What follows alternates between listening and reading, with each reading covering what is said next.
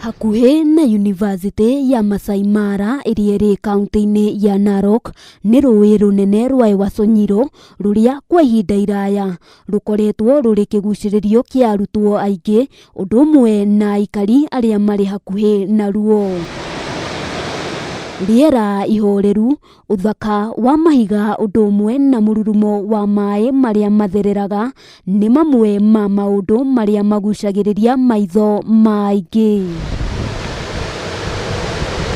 No hamwe na ũguo, rũĩ rũrũ rũtuĩkĩte rũĩ rwa ikuũ na gũthereria hakuhĩ mũndũ wothe ũrĩa warũtonya, na kũrĩ mũndũ ũtangĩenda kũgweterwo rĩtwa Ewaso Nyiro kumana na marĩa manamũtũnga ona kana mũndũ wa hakuhĩ nake, na rwagwetwo kĩrĩa gĩũkaga meciria-inĩ make nĩ mbica ya guoya na moritũ maingĩ.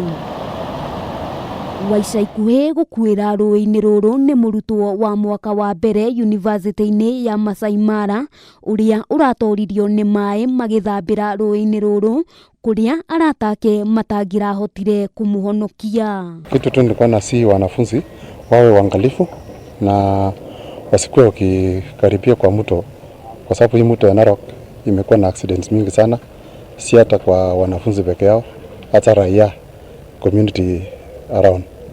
So ni mtu ambaye ni hatari sana. Kũringana na mũtubĩri ũmwe rũĩ-inĩ rũrũ Christopher Keboi, nĩ gũkoretwo na ikuũ nyingĩ rũĩ-inĩ rũrũ, gũkũ akĩhoya andũ gwĩthemana gũtubĩra rũĩ-inĩ rũrũ. Ikiwa simu kitu saa saba na dean of student kuwa kuna mwanafunzi ametron, ndio sasa nimetoka huko sasa ku retrieve hiyo mwili. Nilipopigiwa simu sasa ndio nimeenda kuuliza wenzao, ndio nikaonyeshwa sasa hapo mahali ameinua mikono ya mwisho, ndio sasa nimemtoa hapo ndani. Mwĩrĩ wa mũrutwo ũcio nĩ ũrĩkĩtie kũrutwo na gũtwarwo mocarĩ-inĩ ya Narok kũrĩa wonekanĩte na nguraro cia mũtwe, Keboi agĩtarĩria kwaya gũkorwo araguraririo nĩ ihiga. Injury alipata ni ya mawe kichwa. Yes. Handũ-inĩ ha Kameme TV, rĩtwa rĩakwa nĩ Wambui wa Njũgũna.